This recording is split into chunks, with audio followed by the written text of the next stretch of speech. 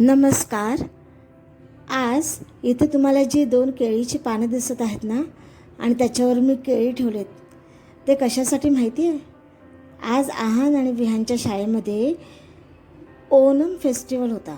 त्यासाठी त्यांच्या टीचरने केळीचं पान आणि इडली आणि चटणी असं मागवलं होतं टिफिनला. तर मी असं त्यांना करून दिलं. आता हे दोघेजणं शाळेत जाण्यासाठी तयार झालेत, पण आज त्यांना स्कूल युनिफॉर्म नव्हता, शाळेचा गणवेश नव्हता. तर अशा पद्धतीने ओणमसाठीची वेशभूषा करून येण्यास सांगितलं होतं टीचरने. तर आता हा विहान बघा, हे त्याचे डॅडी, हा आहान, हे बघा.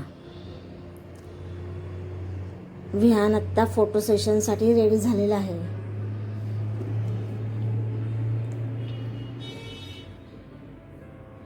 त्याचे डॅडी त्याचा फोटो काढतोय.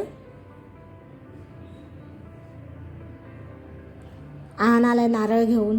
मम्मीने विहानच्या हातात नारळ दिलेला आहे. आता हे दोघे जण नारळ घेऊन मस्तपैकी शर्ट आणि लुंगी, म्हणजे जी वेशभूषा आहे ओणमसाठीची, ते वेशभूषा करून नारळ घेऊन फोटो काढत आहेत. त्यांचे डॅडी त्यांचा फोटो काढत आहे.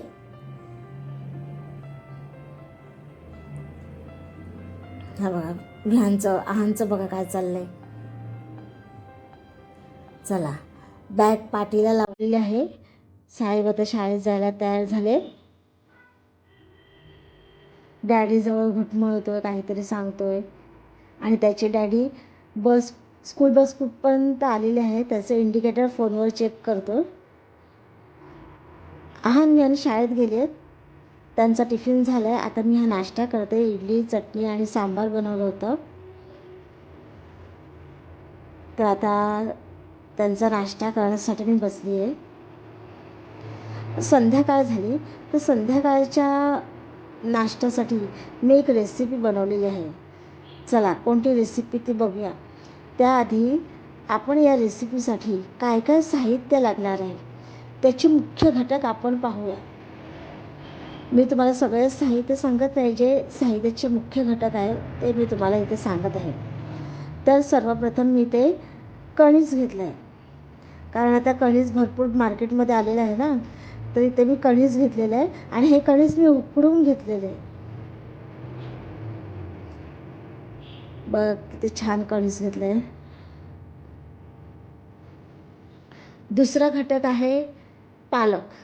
आता माझ्याकडे पालकाची एक जुडी होती, ती ही पालकाची एक जुडी मी घेतलेली आहे.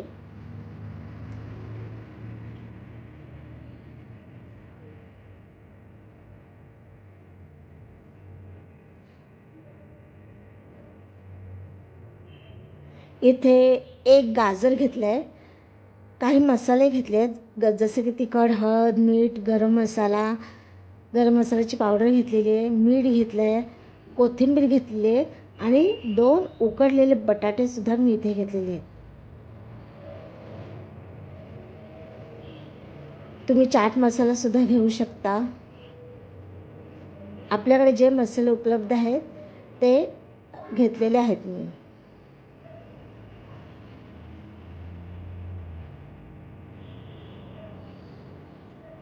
एक गाजर घेतलं आहे, ते किसून घेतलं आहे, बटाटे उकडून घेतलेले आहेत आणि चवीनुसार मीठ.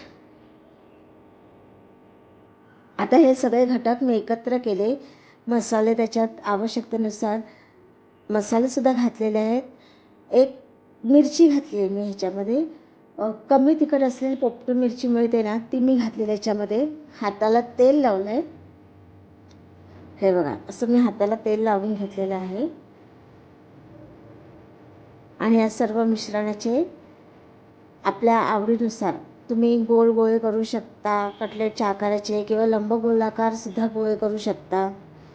यामध्ये मी तुम्हाला सांगू अजून मी काय घेतलेलं आहे. याच्यामध्ये मी कांदासुद्धा घेतलेले आहे, शिवाय ब्रेडक्रम्ससुद्धा घेतलेले आहेत. यामध्ये ब्रेडक्रम यासाठी, जर समजा तुमचं हे मिश्रण जर पातळ झालं असेल तर तुम्ही यामध्ये ब्रेडक्रम ॲड करू शकता. आता मी अशा पद्धतीने सर्व गोळे तयार करून घेते. हाताला तेल लावलेलं आहे. हे बघा असे गोळे करून घेते.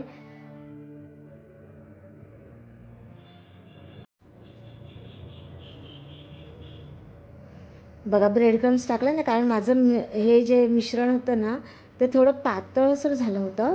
हे बघा पातळसर झालं होतं म्हणून मी त्याच्यात ब्रेड क्रम्स घातलेले आहेत.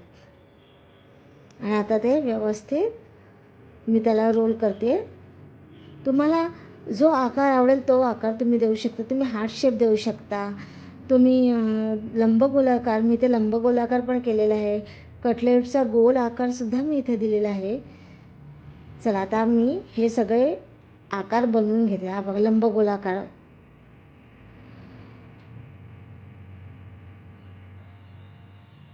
हा दुसरा गोलाकार, म्हणजे आपले गोल कटलेट असतात ना तसं.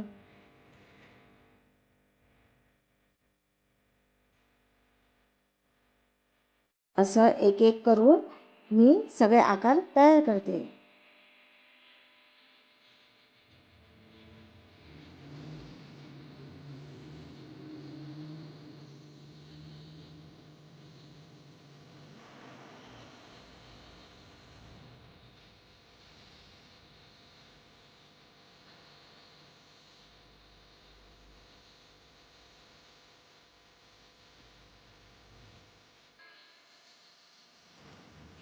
तर अशा पद्धतीने माझे सगळे कटलेट ब्रेड क्रम्समध्ये, म्हणजे गव्हाच्या पिठाचं बॅटरमध्ये मी आधी बुडवले आणि ब्रेड क्रम्समध्ये ते घोळवले.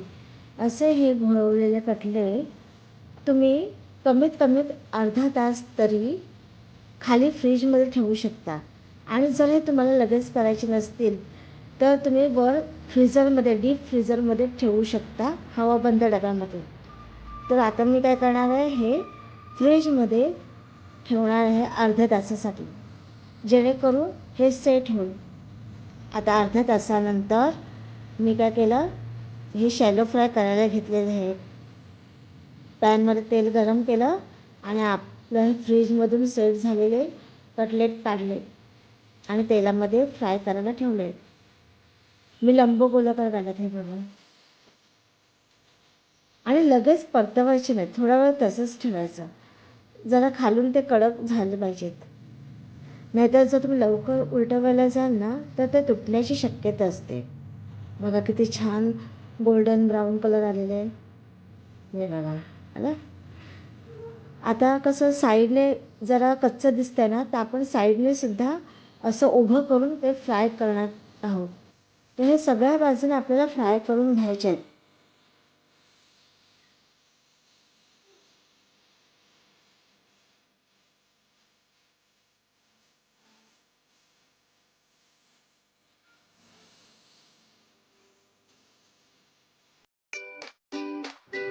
तर अशा पद्धतीने माझे मक्याचे आणि पालक घालून कटलेट किंवा पॅटीस तयार झालेले आहेत. तुम्हाला माझी ही रेसिपी कशी वाटली, माझा हा छोटासा ब्लॉग कसा वाटला नक्की सांगा. आणि आपल्या या चॅनलला लाईक करा, शेअर करा आणि सबस्क्राईब करा.